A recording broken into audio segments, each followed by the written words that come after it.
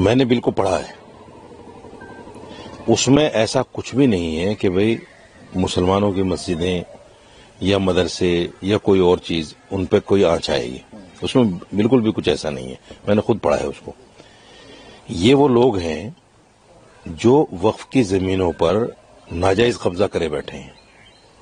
Personal لا board کے لوگ، جمعیت علماء ہند کے لوگ، یہ وہی لوگ ہیں. جتنے بھی پرسنل لا بورڈ کے ممبر ہیں، اسد الدین اویسی سے لے کر ایک فضل الرحمان مجددی صاحب ہیں راجستھان میں، ان کو بہت بڑا ایک کالج چلتا ہے، میڈیکل کالج، وہ سارا وقف کی زمین پر ہے.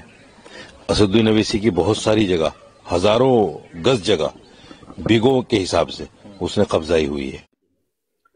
وقف شنشودن بل پارلیمنٹ میں پاس ہو چکا ہے.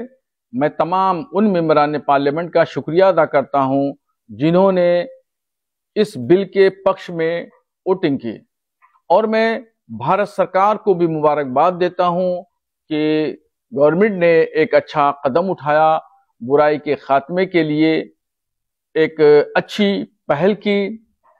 ہوتا یہ تھا کہ وقف بورڈ کے چیئرمین جو لوگ بھی اس باڈی پہ قابض ہوتے تھے، یہ بھو مافیاؤں سے مل کر کے کروڑوں کی زمینوں کو ریوڑیوں کے بھاؤ بیچ دیتے تھے، خرد برد کرتے تھے.